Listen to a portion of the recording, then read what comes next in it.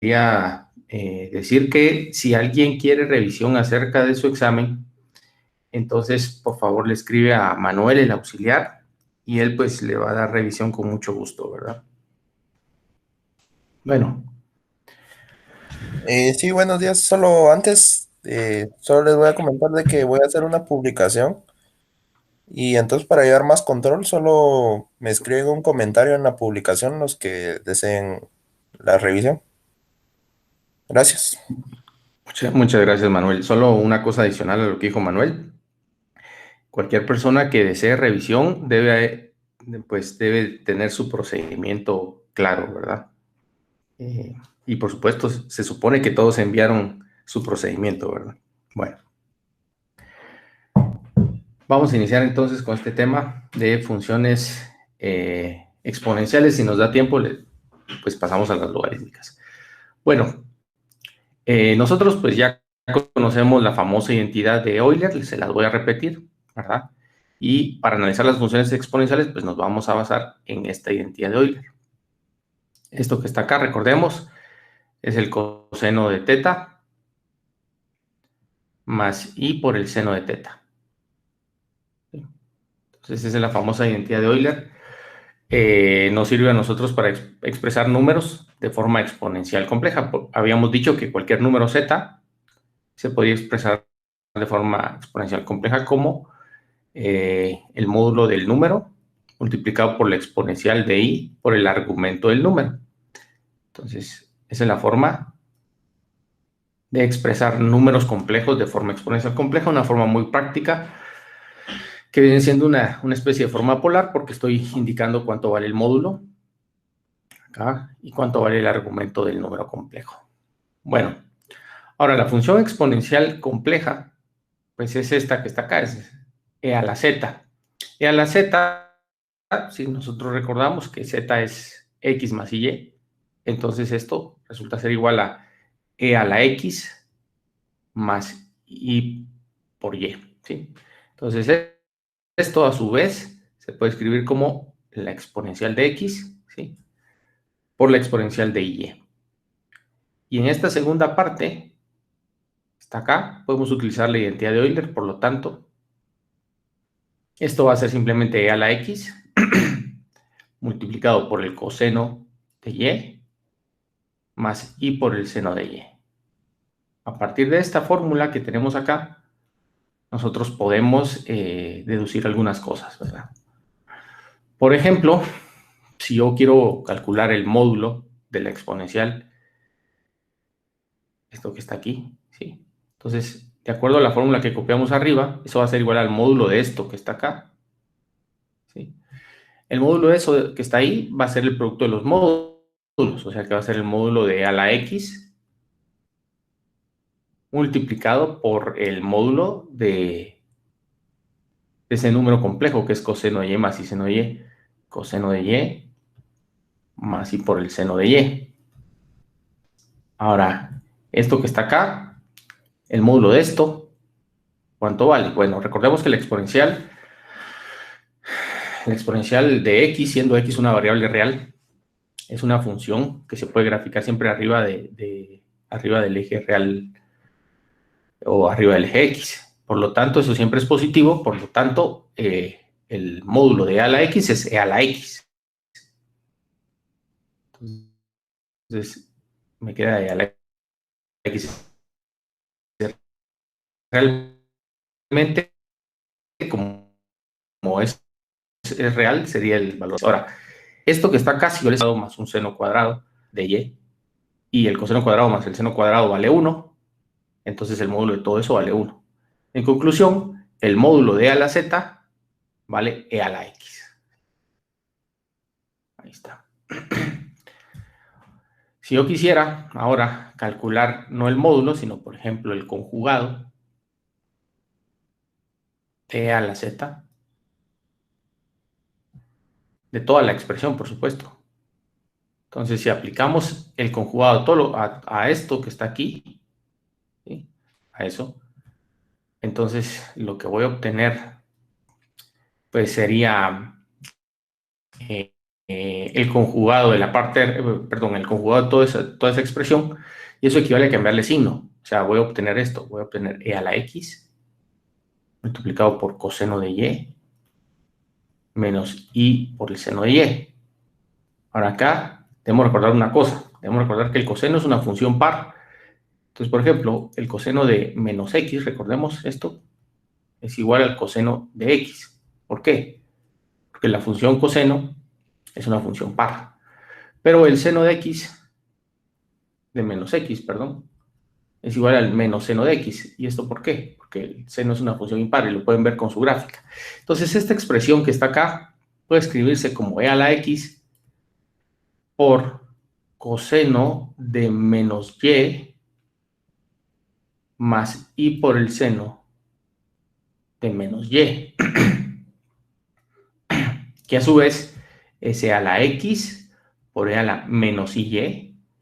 Y eso, pues básicamente nos lleva a la conclusión siguiente, que el conjugado de esta expresión es igual a e a la z conjugado, ¿sí? Sobre el conjugado de z. Bueno, ¿qué pasa si quiero calcular el argumento ahora? El argumento de la exponencial e a la z. Bueno, el argumento de la exponencial, pues se puede analizar con esta fórmula que está aquí nuevamente, con esta. Entonces el argumento de a la z, pues sería básicamente, sería y, ¿sí? Nada más. ¿Qué más? Bueno, un par de cosas más con la exponencial. La derivada. ¿Cómo se calcula la derivada? Bueno, lo podemos hacer utilizando las fórmulas que nosotros ya conocemos, ¿verdad? La fórmula para calcular la derivada. O sea, tendría que venir yo y hacer lo siguiente. Tendría que calcular la derivada parcial respecto de x, de e a la x, más y. Y esto derivarlo respecto de x. Si derivamos eso respecto de x, pues primero puedo decir que esto es la derivada de e a la x multiplicado por e a la y. Acá tengo un producto, pero y es tomado como constante porque es derivada parcial respecto de x. Entonces esto viene siendo lo mismo. E a la x, e a la y. Y entonces la derivada de e a la z es e a la z. Sí, como en variable real ocurre que la derivada de e a la x es e a la x. En variable compleja pues pasa lo mismo. Otra cosa más acerca de las derivadas. Bueno, la función exponencial es una función entera. Eso quiere decir que es derivable en todo el plano complejo. En cualquier punto del plano es derivable, es entera. Y su derivada es esa que está aquí. Bueno, lo último que tenemos que saber, vamos a ver si no se me escapa algo. Bueno, la función exponencial es periódica y su periodo es 2pi. O sea que, por ejemplo, si yo escribo la exponencial de z más 2, perdón, sí, más 2pi, entonces esto va a ser igual a la exponencial de z. Entonces, en general, podemos escribir que la exponencial de z más 2pi por k, y colocamos más 2 por pi por k por i, es igual a e a la z, entendiendo que k es igual a 0, puede ser 1, 2, 3, etc. Entonces, eso es lo básico que tenemos que saber de la función exponencial, ¿verdad? Bueno, no sé si hay alguna duda de la función exponencial, si no vamos a pasar a un mapeo con la función exponencial.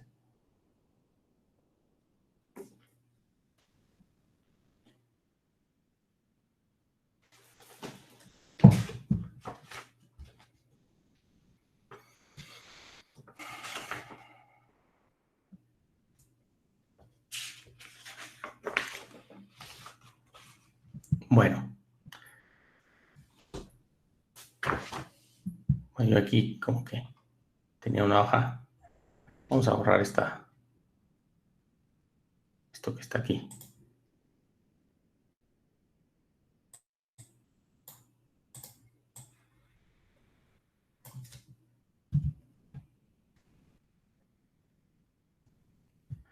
Bueno, entonces vamos a un mapeo, ya que no hay dudas de esto de la función exponencial.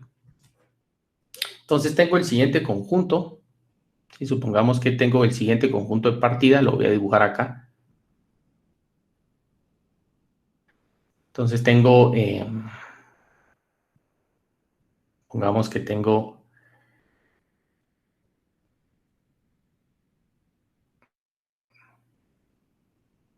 este rectangulito.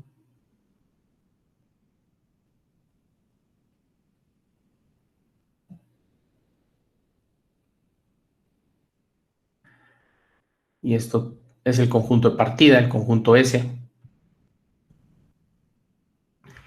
Y pues los vértices son los siguientes. Entonces supongamos que tengo acá, tenemos pi por i más 1. Ese sería este vértice. Pi por i más 1. Aquí pues tenemos pi por i menos 1. Este otro vértice sería menos pi por i menos 1. Y este último vértice es pi por i menos 1. Ese es nuestro conjunto de partida.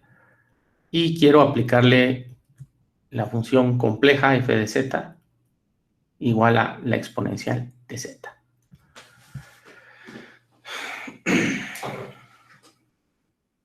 Bueno, ¿cómo vamos a proceder para hacer este ejercicio? Bueno, lo que vamos a proceder a hacer es marcar las curvas y voy a hacer el mapeo de cada una de las curvas, o sea, cada una de las fronteras. Entonces, si quieren, le llamamos esta curva 1, a esta la curva 2, esta la curva 3 y esta la curva 4. ¿Sí? Entonces, para analizarlo, pues entonces recordemos que para hacer un mapeo de estas expresiones se puede utilizar una forma paramétrica o pues se puede ir mapeando cada curva con su ecuación, ¿verdad? Entonces, por ejemplo, la curva 1, se puede decir que la curva 1 es aquella curva en la que y es igual a menos pi, ¿sí? Y x va de menos 1 a 1, ¿sí? Aquí creo que hay un error en un punto. Aquí es menos pi más 1. Bueno, entonces, si nosotros le aplicamos la función compleja e a la z a esta expresión que está aquí, ¿sí? Entonces, ¿qué tendríamos? Bueno, tendríamos e a la x por e a la y por y. Sabemos que x va de menos 1 a 1, pero y vale menos pi. Entonces, esto equivale a decir que esto es e a la menos pi i, ¿sí? Por e a la x, ¿sí? Por e a la x.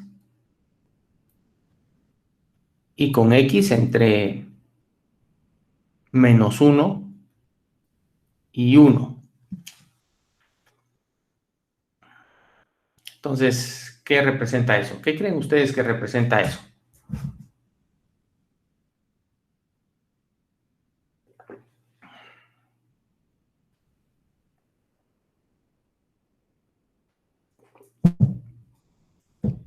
Vamos a ver a alguien que quiera participar ahí, que nos diga qué puede representar eso. Bueno, simplifiquémoslo un poquito para que lo puedan analizar. ¿Cuánto vale e a la menos pi i? Bueno, e a la menos pi i es lo mismo que e a la pi i, ¿verdad? Eso vale menos 1. Entonces, esto que está acá es igual a e a la menos x, menos e a la menos x, con x entre menos 1 y 1. ¿Cómo se dibuja eso en el plano complejo? Si x va tomando valores de menos 1 a 1, ¿qué es lo que va generando esto?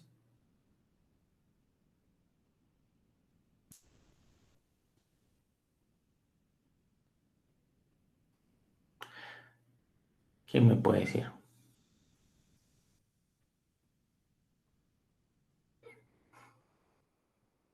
Bueno, lo que va generando eso es una recta sobre el eje real, ¿sí? Entonces, vamos a dibujarlo acá. Pongamos que este es el plano W.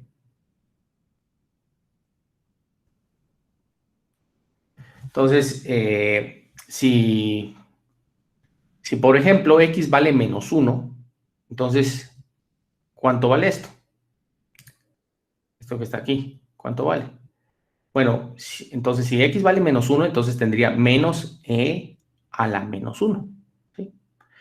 Y entonces eso es un valor que se grafica sobre el eje real. ¿Qué pasa si x vale 1? Ahora, no -1.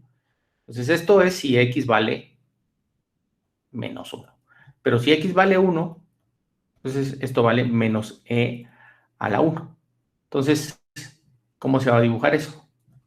Se va a dibujar como un segmento de recta, ¿sí? Acá,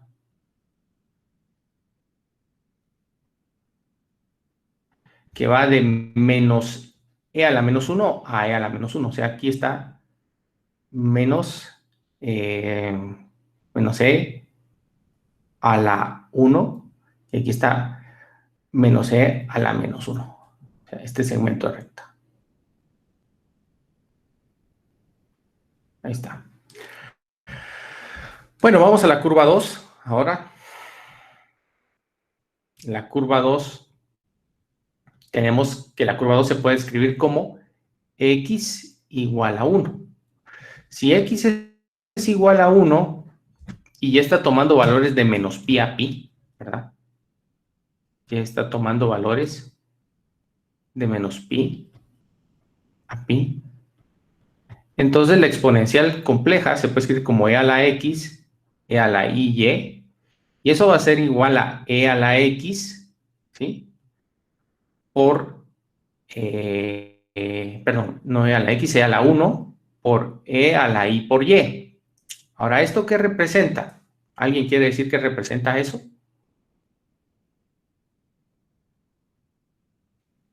¿Nadie quiere participar? Bueno, esto representa una circunferencia. Entonces, esto es una circunferencia ¿de qué radio? De radio a la 1. Entonces, esto es una circunferencia de radio a la 1. Entonces, ¿por qué se forma la circunferencia completa? Porque hay un recorrido en la variable y de 2 pi radianes. Entonces, si queremos graficar eso, entonces tendríamos una circunferencia. Vamos a ver cómo me sale. Bueno, no me salió tan bien. Yo quería que pasara. Vamos a ver si la puedo dibujar un poco mejor. Bueno, esa está mejor. Entonces, ya tenemos la curva 1 y la curva 2, ¿sí? Entonces, esta sería la transformación de la curva 2, sería curva 2'. Esta sería la curva 1'. Quiero pedirles un minuto, jóvenes. Disculpen un minuto. Yo regreso en un minuto.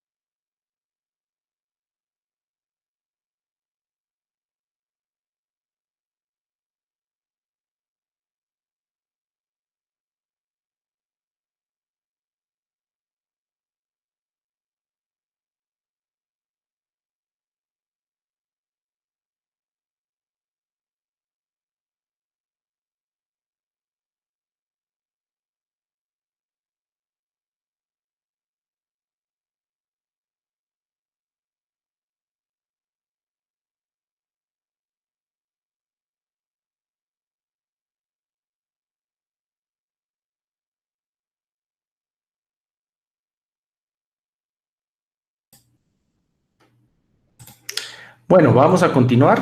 Entonces ya está el mapeo de la curva 2 y de la curva 1. Ahora lo que nos resta es hacer el mapeo de la curva 3. La curva 3 es la curva que está acá, ¿sí? Es la curva 3. Esta recta horizontal. Entonces la ecuación de la curva 3 es y igual a pi.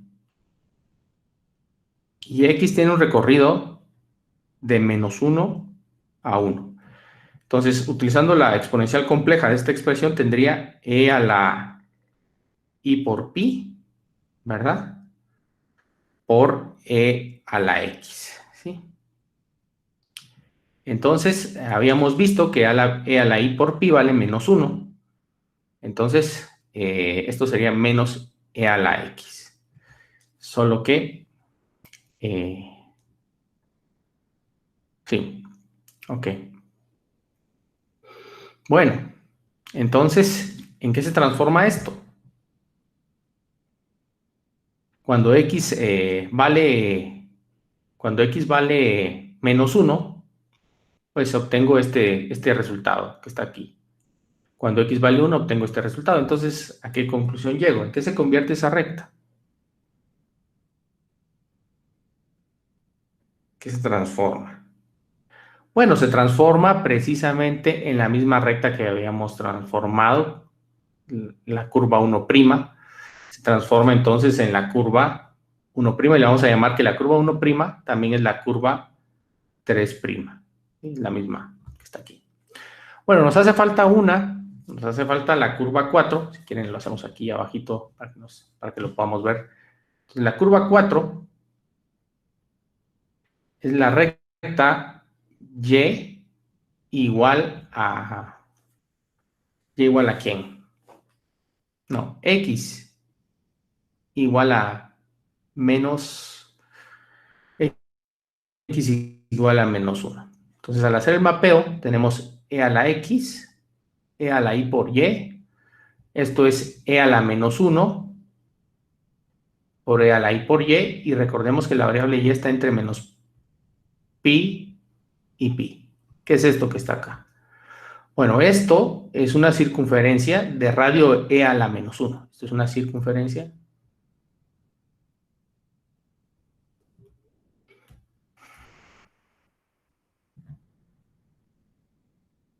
e a la menos 1. Entonces, pues sí, hacemos el dibujo, hagámoslo aquí, tendríamos esta circunferencia de radio e a la menos 1. Entonces esa sería curva 4'. Bueno, y ahí está el mapeo. Entonces, ¿qué pasaría si yo empiezo a trazar rectas verticales? ¿En qué se transformarían esas rectas verticales? Ya nos dimos cuenta que las rectas verticales... ¿Sí? Ingeniero, tengo una duda. ¿Me podría explicar por qué a la menos 1, e a la i es una circunferencia? Es que no lo tengo muy claro. Ok. Hagámoslo por aquí abajo. Habíamos dicho que x era igual a menos 1, ¿verdad? Sí. Y que ya estaba tomando valores de menos pi a pi. Entonces, recordemos que lo que estamos haciendo es la transformación e a la z, que es lo mismo que e a la x por e a la i por y. Entonces, esto que está aquí es e a la menos 1 por e a la i por y. Pero esto está variando, ¿verdad? Porque y está tomando valores entre menos pi y pi. O sea, tiene un recorrido de 2pi. ¿Sí? O sea, ahí hay un rango de 2pi. Ahora, esto que está acá es un número. Usted lo puede calcular. ¿Sí? Entonces, ¿se recuerda cuál es la ecuación paramétrica de una circunferencia? Pues la ecuación paramétrica que nosotros utilizamos para una circunferencia, quieren la colocamos aquí como la ecuación de la circunferencia es la siguiente, es R coseno de t más R por I por el seno de t. Esa es una circunferencia con centro en el origen. Ahora, esto utilizando la identidad de Euler, se puede escribir como R por la exponencial de I por t. Y esa forma que está aquí es precisamente la misma que está acá, en donde esto que está aquí es el radio. Eso es el R. Y esto es E a la I por T. El parámetro T aquí tiene que estar entre K y K más 2pi para generar una circunferencia. O sea que aquí tiene que haber un recorrido de 2pi radianes para generar la circunferencia completa. Pues precisamente aquí está el recorrido de 2pi radianes, como usted lo puede ver. Ya lo entendí, ingeniero, muchas gracias. No, bueno, pues nada. Bueno, entonces, como les decía, ya vimos que las rectas verticales, estas que están aquí, se transforman, ¿sí? Estas rectas verticales se transforman en circunferencias. O sea que si yo vengo y relleno esto de rectas verticales, entonces esas rectas verticales se dibujarían acá, como circunferencias concéntricas. Ahí estarían todas mis circunferencias. Pero disculpen mis dibujos, ¿verdad? Y si vengo y coloco ahora rectas horizontales,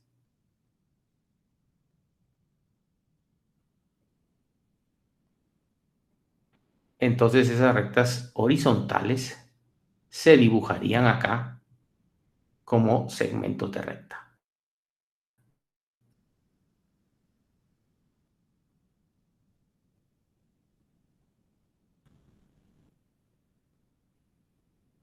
De tal forma que si tengo el mapeo de toda esta región, o sea, la frontera, el rectángulo y lo que está dentro del rectángulo, pues lo que obtendría es todo lo que está entre esta circunferencia de radio E a la 1 y esta circunferencia de radio E a la 2. ¿Sí?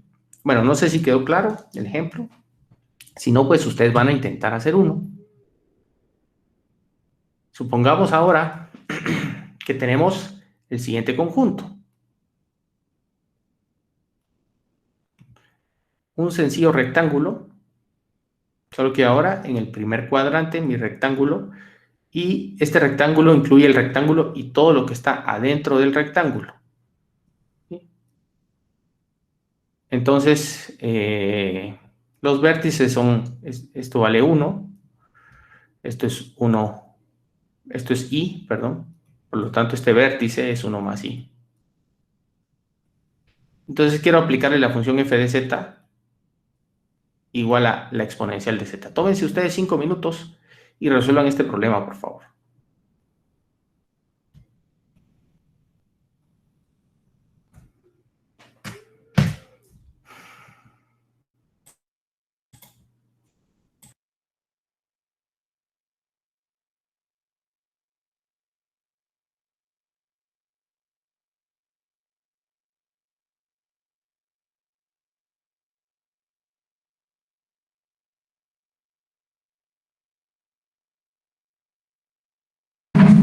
Inge, perdone, en el ejercicio anterior, las circunferencias van en el centro del origen.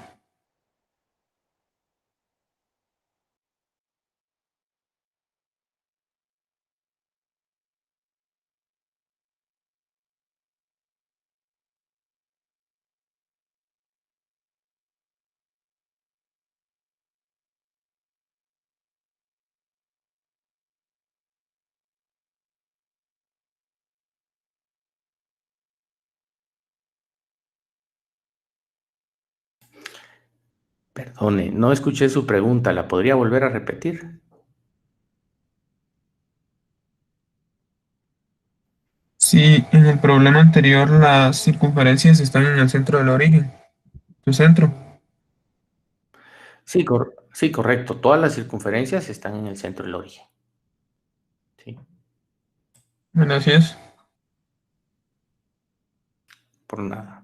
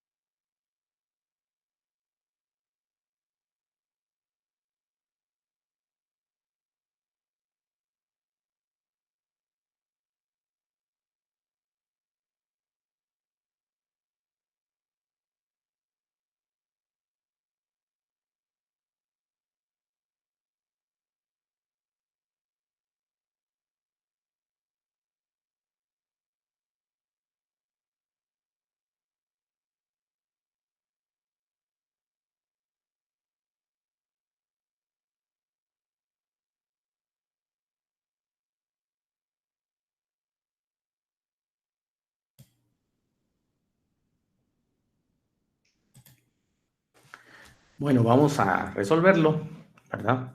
Entonces tenemos 3 curvas, nuestro conjunto tiene fronteras, y esas fronteras son, perdón, 4 curvas. Entonces la curva 1 y la curva 2. Las primeras 2 curvas, como son rectas verticales, sabemos que van a ser circunferencias o arcos de circunferencias. Entonces la primera curva es la curva x igual a 1, es la misma que habíamos trabajado, y la curva 2 es x igual a 0. En ambos casos, el recorrido de la variable y es de 0 a 1, que y aquí va de 0 a 1. Y igualmente va de 0 a 1, ¿sí? Entonces, si sabemos eso, entonces, pues sabemos que no se genera el recorrido de los 2 pi radianes, ¿sí? Entonces, mira, ahí en ambos casos hay un recorrido de 1 radián y un recorrido de 1 radián. Entonces, no se va a formar toda la circunferencia, sino que se van a formar circunferencias, mejor dicho, se van a formar arcos que van a tener un recorrido de 1 radián. Ahora, en este caso, el radio es e a la 1, ¿verdad? Que es aproximadamente 2.71. Y en este otro caso, el radio, ¿cuál va a ser el radio? El radio va a ser e a la 0. E a la 0 es precisamente 1. Entonces, si nos vamos al plano complejo, al plano W, entonces, ¿qué tendría yo? Bueno, ahorita lo vamos a dibujar. Entonces, primero tendría este arco, ¿sí? Y luego, pues, tendría este otro arco. Todos con un recorrido, los 2 arcos, con un recorrido de 1 radián. O sea que aquí hay un ángulo de 1 radián. Un ángulo de 1 radián. Si quieren, pues dejémoslo así, pero ustedes ya saben que aquí este ángulo teta es de 1 radián. Entonces ahí están las 2 transformaciones. El primer arco tendría un radio 1 y el segundo arco tendría un radio e a la 1. Está la transformación de la curva 2, esta sería curva 2' y esta curva 1'. ¿Sí? No sé si queda claro eso. ¿O hay alguna duda? Bueno, ahí están las 2 transformaciones de las primeras 2 curvas. Vamos ahora con la curva 3 y la curva 4. La curva 3 tiene la ecuación y igual a 0. ¿Sí? Entonces, como y vale 0, entonces yo sé que eso que se va a formar ahí, pues es e a la x por e a la y por 0. Pero e a la 0 vale 1. Entonces simplemente va a ser e a la x. Pero x tiene un recorrido entre 0 y 1, ¿verdad? ¿Sí? Entonces, ¿en qué se va a transformar esto? En un segmento de recta. Segmento que va, ¿de dónde? Que va de e a la 0, o sea, va de 1 ¿hasta dónde? Hasta e a la 1. Entonces, si dibujamos eso, sería este segmentito que está aquí. Y esa sería entonces la transformación de la curva 3. Esa curva, esa que está aquí, sería entonces la curva C3', la transformación de C3. ¿Sí? Bueno, vamos con la última frontera. La última frontera es la curva 4. La curva 4 tiene ecuación y igual a 1. ¿Sí? Entonces,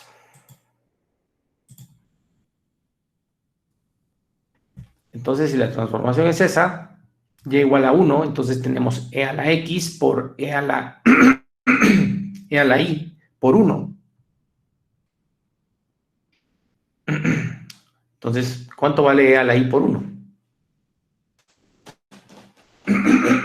bueno, vale el coseno de 1 más I por el seno de 1. Eso es un número complejo que tiene parte real y parte imaginaria. Entonces, si alguien lo quiere ver, pues lo puede ver de esa forma, en forma rectangular, o se puede ver de forma polar. ¿Cuánto vale, si yo les pregunto, para cualquier valor de x, ¿sí? En esta expresión, para cualquier valor de x, porque sabemos que x está entre 0 y 1, entonces para cualquier valor de x, ¿cuánto vale el argumento de esto?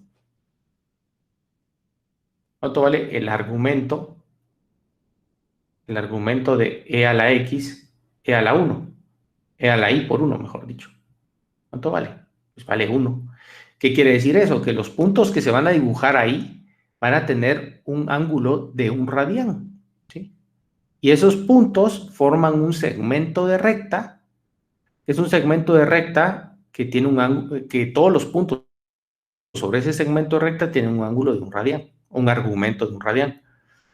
Y el recorrido de la variable x va de 0 a 1. Entonces, ¿qué va a pasar cuando x sea 0? Bueno, cuando x sea 0, me voy a encontrar en este punto. Y cuando x sea 1, pues me encuentro en este otro punto. Y se forma este segmento.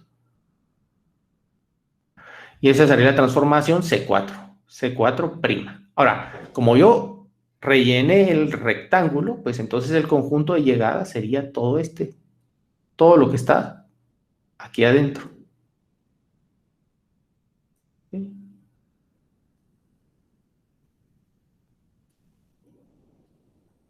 No sé si queda claro. ¿Hay alguna duda, alguna pregunta?